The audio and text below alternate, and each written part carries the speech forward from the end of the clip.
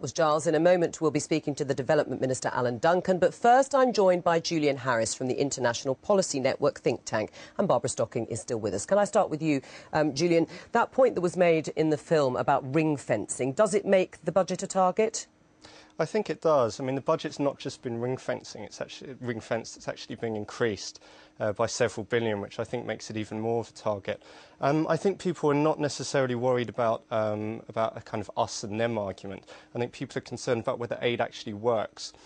And traditionally, we've seen really big problems with aid, with fueling particularly corrupt governments and even leaking out into war-torn areas. And therefore, especially increasing aid in an area like Afghanistan with huge problems in that area, especially when a large part of that budget goes direct to the government, I think is quite worrying. Well, Barbara Stocking, I mean, Julian's point there, I mean, you said that it's not about a them and us situation, but for people where it is, that might be accentuated by the sort of economic times we're in now. They want to know even more and scrutinise more, and they're not getting the answer. The scrutiny is absolutely fine, but we do need to go back to the point that the British people should be very proud of what has been done with British aid. Partly it gives us such a position in the world because actually governments have delivered on their promises, and that 0.7% is a promise. It's not just something that's been made up. It's been promised and committed to. But the other part is the British people have always been generous. You pointed it out on here, not just in their own pockets, but throughout the ages. So why can't they do it themselves? They can partly, but you also need a proper government department that is putting money through. Do you now need to? I mean, if you're saying they're so generous, they're so proud of what's been done, there is now very difficult problems here. And also, looking at countries like India and China, the point will be, and has been made already, emerging economies, do they really need our aid? It's perfectly fair to scrutinise the aid that's going to countries like China and so on. It's also absolutely right that we get better methods in to manage corruption in those of the poorest and weakest countries. But the sort of money that the public can give to organisations like ours in an emergency is absolutely fantastic, but you also need the money that is truly coming from government, and the British people have always recognised that generosity even at times of difficulty. The other point is, of course, we're not in a world where Britain sits on this island. We are part of a global world where all of the things that are happening, the poverty in Afghanistan, all knocks back into Britain as well. And isn't that the important point? And that was echoed by Malcolm Bruce. Soft power is important. We're not isolated in that sense in the world, and it brings us other things, that aid too, that are important. Well, I think it is good that people think as kind of global citizens, as the saying is, and they do care about development. But that's something very different from the government using aid as a political tool. And I think that can often be very dangerous. And then we mix up two things, supposed concern for poverty. And you think it is used in that way? Oh, absolutely. And Britain has tried to use aid before as a means to amend its foreign policy. I mean, in lots of post-colonial countries, such as Tanzania, heavily despotic, controlling leaders were propped up by government aid from countries like ourselves, which really stifled growth. And that's the kind of, I mean, if you look over a whole, really aid hasn't promoted development in the same way that trade has, in the way that building up liberal institutions has. And that's what we should really be doing instead. Thank you. Now, listening to that is the Minister for International Development, Alan Duncan. Welcome to the Daily Politics in your ministerial role. Could you explain to our tax-paying viewers why you're increasing aid to Afghanistan by 40% when studies show that less than £1.02 that we already send gets through to the people that it's destined for? We're in conflict in Afghanistan, and one of the key objectives of development is to prepare for post-conflict. That country needs to be able to stand on its own 2 feet. It won't be able to do it without the sort of development spending we're doing. Julian asked the right questions about whether our aid gets into the right hands. My answer, because I think he reaches the wrong conclusions, is that even in Afghanistan, which is a bit of a mess at the moment, is that yes, it does. Our scrutiny, our auditing and everything are very, very strict indeed. You say that, Minister. Are you aware that official customs records from Kabul show that recently $3 billion, £2 billion, left the country in cash, on pallets? There was so much cash. Our money from our hard-working people sent out there to end up in pallets being distributed to India, Dubai, Pakistan. No, I don't think you're entitled to reach that conclusion. Our money, which goes there, goes into things like schools and healthcare. It is properly spent. I'm sorry, Minister, the Wall Street Journal investigation is quite clear on this.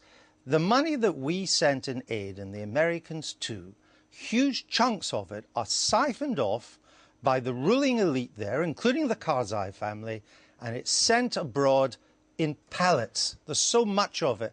That's our money. No, you're hamming this up a bit.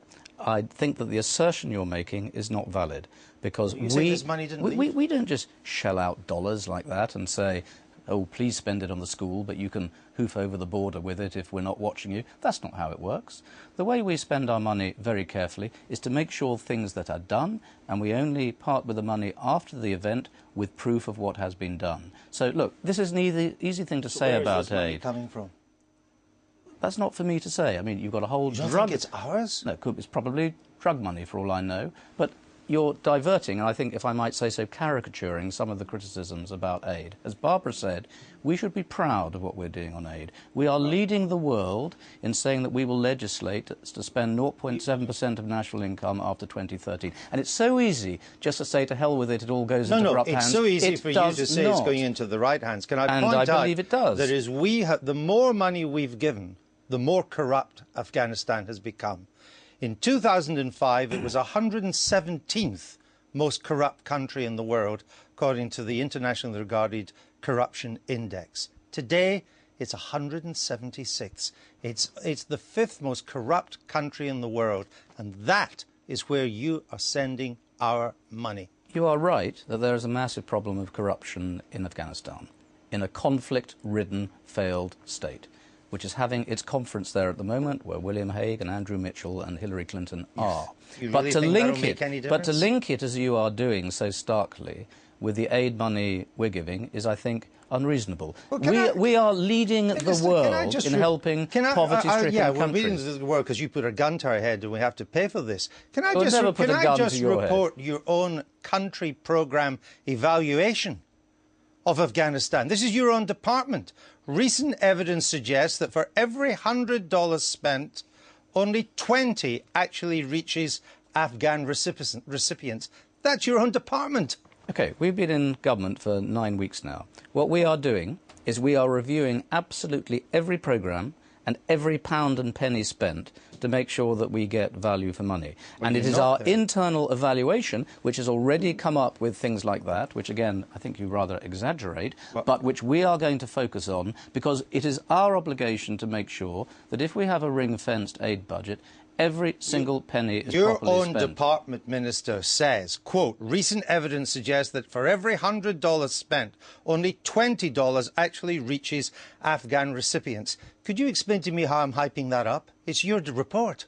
Yeah, that is the report, if what you're saying is absolutely right, of what perhaps has been happening. There's a report from your department. That is, if we are evaluating things as toughly as that, then it means we're looking at things. That is why we are looking at every single country, every single programme, and as the former High Commissioner said in your interview there, when talking about the United Nations and the World Bank, every single contribution we're making to a multilateral organisation to ensure we get value for money. I mean, I've been to poor places all over the country in the last few weeks, and please be careful of just saying, to hell with this budget for helping the poor. I've seen people who have as their total wealth less than the cost of your time. Oh, yeah, give us that. The argument... Yeah, I will. Yeah, though not as expensive as your time.